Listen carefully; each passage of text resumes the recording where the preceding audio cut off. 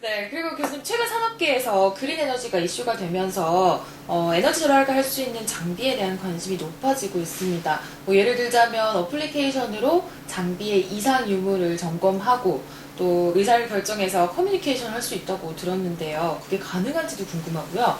또 그렇게 했을 때 문제점은 없는지 궁금합니다. 네, 그러니까 그린 에너지가 이제 오늘날 자원이라든지 그런 것 때문에 굉장히 이슈가 되고 해서 가능하면은 적은 에너지를 가지고서 우리가 장비를 운영을 한다든지 또는 가능한 적은 에너지를 가지고 생산을 하자. 이런 쪽에 굉장히 포커스를 맞추고 있습니다. 네. 그래서 작년에 저도 이제 3년 하는 과제가 끝나긴 했지만은 그 자동차 부품인 크랭크 샤프트를 전 공정을 분석을 해서 예를 들면은 단조에서부터 그 가공까지 이렇게 해서 그 절삭 가공까지 다 들어가는데 서로 공정이 이렇게 서로 연관이 돼 있다 이거지요. 그러면은 그걸 해서 궁극적으로 우리가 원하는 거는 최종 다 완성이 되고 난 다음에 에너지가 가장 작게 들어가는 게 제일 좋은 거라 이거죠. 네. 그러니까 예를 들면 단조의 에너지를 작게 들여가지고 절삭의 에너지가 많이 들어간다 해서 나중에 전체적으로 보면은 에너지가 더 많이 들어갔다 그러면 그건 의미가 없는 거라 이거죠. 아, 그렇군요. 그래서 전 공정이 상관관계가 있으니까는 네. 그 상관관계를 분석해서 최종적으로 제품이 나왔을 때에 에너지가 가장 미니멈이 되게끔 각각의 공정 변수들을 최적화하는 네. 그런 쪽으로 했습니다. 그리고 그다음에 이제 장비가 스스로 자기의 상태를 진단한다 하는 게 그게 이제 뭐 옛날에도는 하고 있었습니다. 실상은 모니터링 시스템을 써가지고 하고 있었는데 이제 그때는 아까 얘기처럼 자기 몸의 상태는 알 수는 있지만 일단 액션은 못 취했다 이거죠. 네. 근데 이제 오늘날에는 장비가 그 스마트하게 돼서 자기가 주어지는 상태를 그 센서를 통해서 자기 몸의 상태를 알고 자기 몸의 상태에 따라서 어떤 액션을 취할 수 있는 그러한 이제 이 알고리즘 어떻게 보면은 자기 두뇌를 개발을 해야 되는 거죠. 네. 그래서 이제 그게 쉽지가 않습니다. 그러려면은 자기가 갖고 있는 속성도 알아야 되고 그렇죠. 그 속성을 바탕 위에서 환경에 가장 적합한 결정을 내려야 된다 이거죠.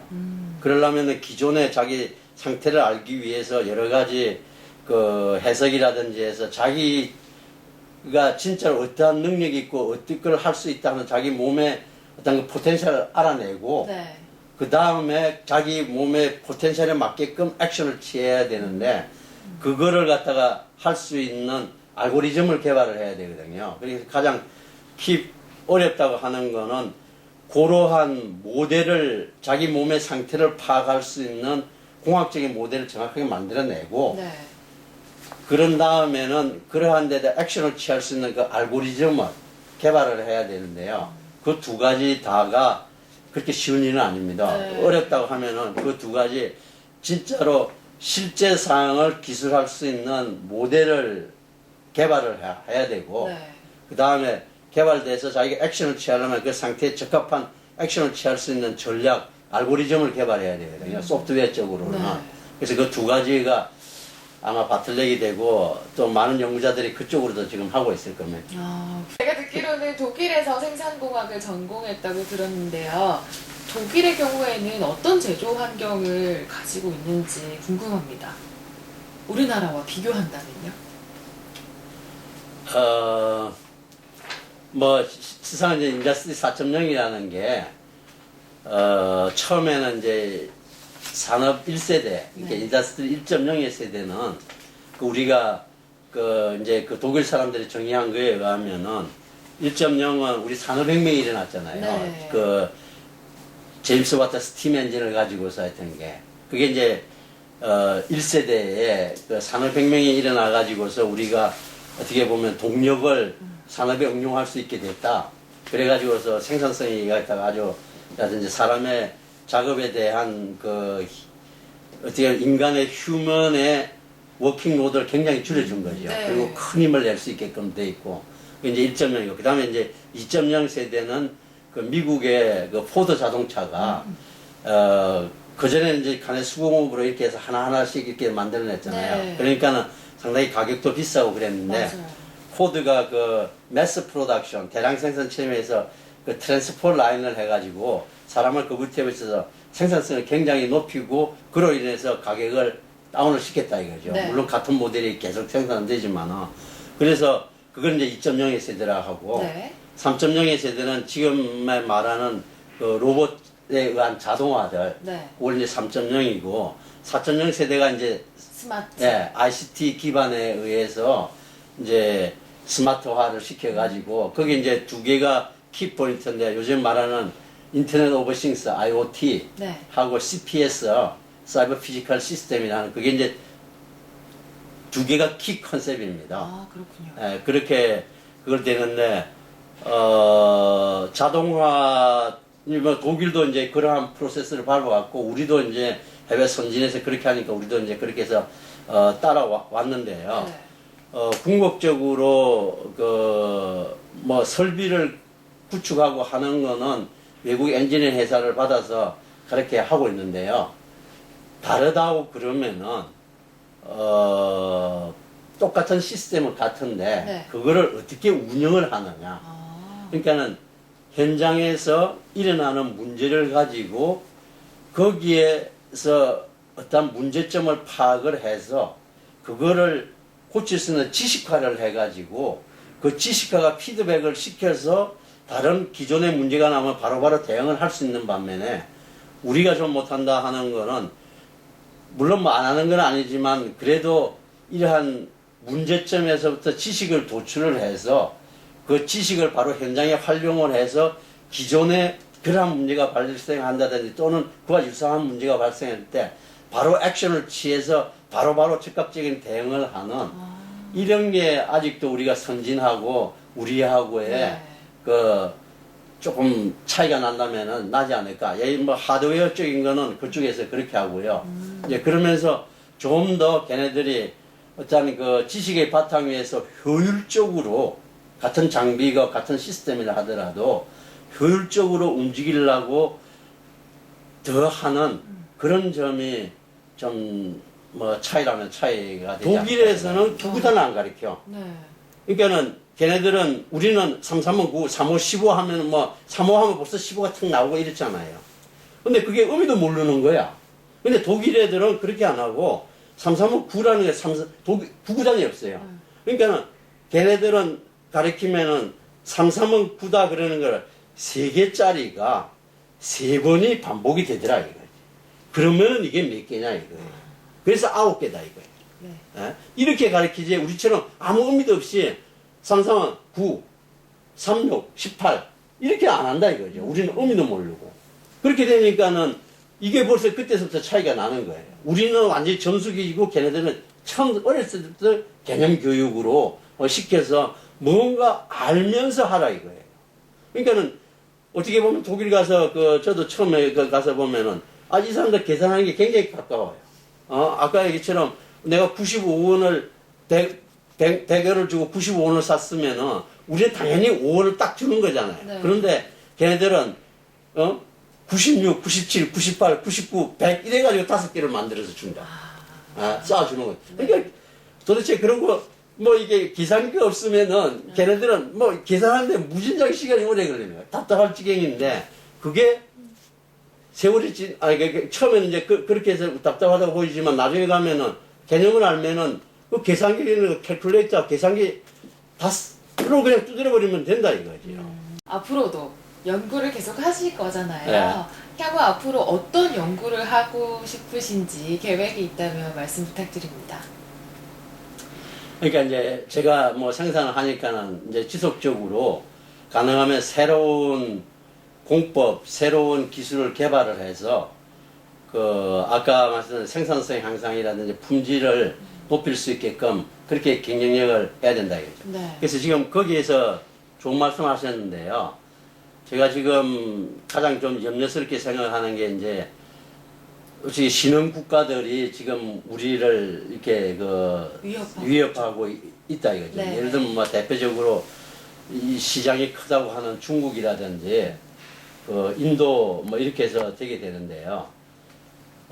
실상은 뭐 요새 많은 사회적으로 이슈가 되고 있지만은 이때 그냥 우리는 퍼스트 팔로워 역할을 했다 이거죠. 그러니까 네. 우리가 어떤 자체적인 기술이 개발했다기보다는 남이 잘하고 있으니까는 갖다 썼던 그런 게 있다 이거예요. 그런데 이제 이게 지금 신문에도 굉장히 많이 얘기가 되어 있지만은 중국하고 우리 그 하고의 기술 격차가 굉장히 좁아진다고 그러거든요. 네.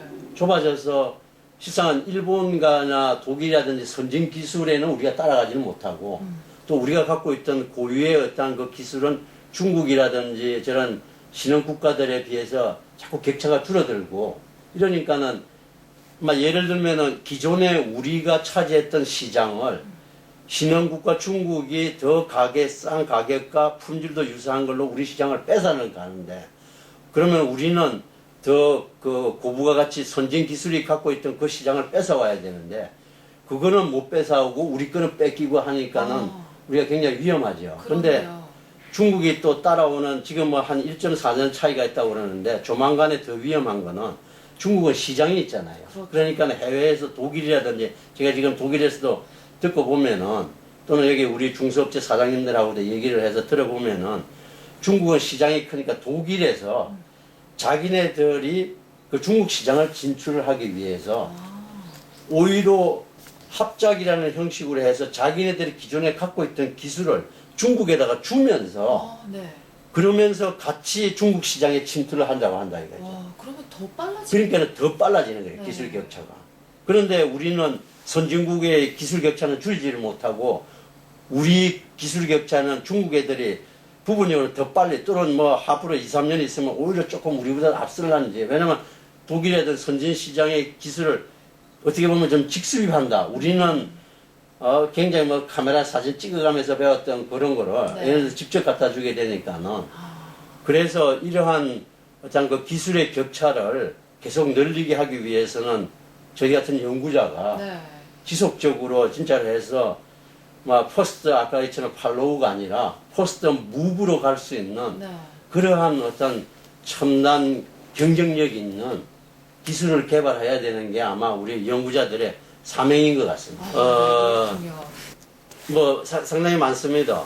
그 지금은 이제 수동으로 하니까는 실상은 이제 그 보게 되니까 줄기세포를 처음에는 끄집어내면요 그 한두 개밖에는 축지를 못해요.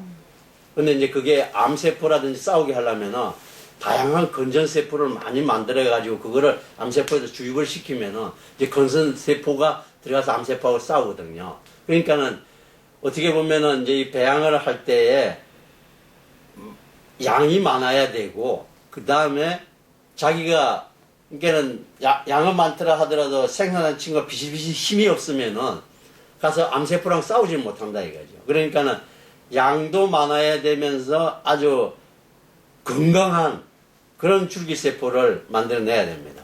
근데 이제 지금은 사람이 이제 순수하게 이렇게 해서 그 비클도 흔들어주고 이렇게 해서 만들게 되다 보니까는 그게 생존율도 낮고 그 다음에 한다 하더라도 이게 그 건전하지가 않고요. 그래서 도중에 죽는 확률이 굉장히 많답니다. 근데 이제 요거를 그러니까 이제 사람이 하는 게 그때마다 달라질 거 아닙니까? 그 다음에 또 그 줄기세포 키우는 게요. 애 키우는 거하고 똑같아. 줘야 될 시점에 영양분도 줘야 되고 그 다음에 또 가만히 놔두면요. 비만 우리 뚱뚱한 애가 돼가지고 비만이 나와버리는 그런 식으로 이것도 적당히 자극을 줘야 됩니다. 자극을 줘야만 이게 자기도 외부에서 부닥치고 뭐 이렇게 하니까 거기 살아남으려고 자기 스스로 이렇게 그 활동력도 만들거든요. 그러니까는 그러면은 이제 그걸 이제 의사하고 같이 하는 거죠. 과연 이걸 양을 많게 하면서 아주 건전한 세포를 하려면은 이게 어떤 모션이 좋은지 또 어떤 양분을 언제 어떻게 줘야 되는지 또 너무 심하게 그 모션을 준다든지 심한 자극을 주면 하다 다 죽어버리니까는 이제 그런 것들을 체크를 해서 그러한 모션과 중요해지는 그 양분 이런 것들을 우리가 이제 하는 거는 그러니까 그러한 프로세스, 배양 프로세스를 만드는 거는 의과 선생님이 하고, 우리는 의과 선생님이 요구하는 그러한 메커니즘과 그거를 그 다음에 또 필요한 시점에 그 미디움이 딱 이렇게 측정을 하고 있다가 지금 이 시간에 대해서 넣어줘야 되겠네. 아까 있잖아. 여기 하는 자동화 제어 있잖아요. 그런 걸로 해서 그때 그 미디움을 주는 거예요. 그러면서 적당히 자극도 줘야 되니까 너무 빨리 움직이도 안 되고, 그러니까 요거를 주는, 그러니까 그래서 기존에는 그냥 바이오 리액터가 그냥 이렇게 해서 그냥 웨이브, 파도에 대한 웨이브만 줬었거든요. 근데 우리는 이제 그걸 좀 변형을 해가지고, 요람의 아이디어를 얻어가지고, 애들이 이 요람에 타고 있으면 굉장히 기분 좋아하고 아주 자기 만족을 하더라. 그렇게 해서 요람을 우리 자이로스코프 이렇게 기존에 요렇게만 하던 게 약간 돌리면서 이렇게 무브를 주게끔 이렇게 했다 이거죠. 그래서 그렇게 하니까는 이제 아직 그 장비는 구축이 안 됐는데 그런 메커니즘으로 하니까는 진짜로 자라는 수가 더 많아지더라고요. 그렇게 해서. 그래서 이제 그런 식으로 해서 이게 융합이 되는 게 우리는 그러한 메커니즘이 어떤 게 좋을 거다 하고 의사 선생님이 이렇게 해서 좀 제안을 한다든지 또 우리도 한번 같이 실험도 한다든지 해서 하게 되면은 그런 컨셉이 나오면은 그런 컨셉을 어떻게 장비로 구현을 해서 그러니까 외부에 아까 말씀대로 하이지닉 위생적인 것도 굉장히 중요합니다. 그러니까 그러한 부식 오염물이 들어가서도 안 되고 그 다음에 자라는 것도 계속 모니터링을 해서 이게 건강하게 자라는지 아니면 가다가 부식이 돼서 벌써 다른 어떤 나쁜 세포가 들어왔다든지 하면은 그것도 모니터링 하고 있다가 빨리 그거를 제거한다든지 아니면은 빨리 비크를 바꿔치기를 해버려야 된다 이거지. 그래서 그러한 것들을 하는 데 있어 가지고 같이 공용연구를 하고 있습니다.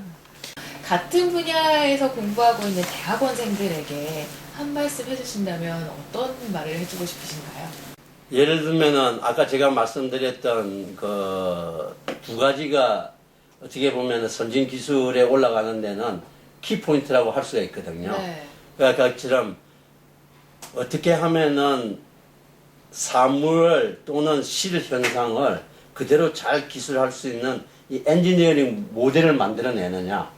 그리고 그 엔지니어링 모델을 가지고서 바탕 위에서 아까 얘기처럼 그 상황에 맞는 적합한 결정을 내리는 알고리즘 그 두 개를 확보해야 되는 게 시상은 필요합니다.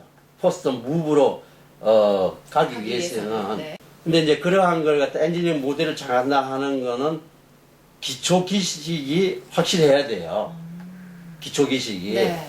그런데 이게 좀 아쉬운 거는 그러니까 이제 옛날하고 그렇게 퍼스트 무브로 간다고 하면은 그래서 이제 국가에서 창의성이다 하고 할 때인데 기존에 시험 보고 점수 따가지고서 배우는 이런 거가 아니라 자기가 진짜로 문제의식을 제기를 해서 이게 왜 이렇게 되느냐 또는 그거를 해석하려고 하는 그러니까 정말 이 점수에 의해서 하는 그런 것보다는 문제의식을 파괴할 수 있는 개념 위주의 그걸 가야 된다 이거죠. 대표적으로 독일 교수가 와서 현대자동차 설계실을 갔대요. 현대자동차가 그렇긴 한데 그래서 가서 보니까는 그 사람이 자기가 연구원이 자기가 쓴 책을 보고 있더래요. 그래서 참 신기하다 그렇게 해가지고서 신기하다기보다는 참 자기가 써서 반갑기도 하고 그래서 거기에 있는 문제를 예제 문제가 나와서 그거를 당신 어떻게 생각하냐 하고 풀어봐라 그랬대요. 그러니까 그 문제는 되고 있고 수시가 약간 암기라기보다는 그렇게 해서 그거를 이렇게 해서 그냥 풀어나가더래요. 점수는. 그런데 그와 똑같은 거를 이 문제에 나오는 핵심이 응용되어 있는 게 프로덕트가 바로 옆에 있더래요. 그래서 이 프로덕트는 어떻게 이게 만들어져 갖고 어떻게 이게 이 치수가 결정이 됐느냐 물었더니만은 전혀 답을 못 하더래요. 그렇군요. 그래서 자기가 굉장히 이상하게 생각했대요. 이런 걸 푸는 사람이면 이거는 독일 학생 같으면 그냥 나왔다 이거지. 그런데 왜 이걸 하면서 이거는 못 나오느냐. 그래서 그 독일 교수가 그러면 저는 내가 물었어요. 그러면 어떻게 해야 되느냐, 이 문제를. 실상 우리의 가장 이게, 근본적인 문제인 것 같다. 그랬더니만은 서로 산업체에서 문제가 되는 핵심을 가지고 서로 학교하고 이렇게 해서 진지한 독일처럼 약간의 이렇게 진정한 산학협력을 해서 문제의 핵심을 풀려고 상호가 노력을 하는 이런 분위기를 가고 지향을 해야만 이러한 그 기업에 있는 현장 지향적이고 산업의 개념을 응용을 할 수 있는 그런 사고가 커진다. 그렇게 얘기를 하더라고요.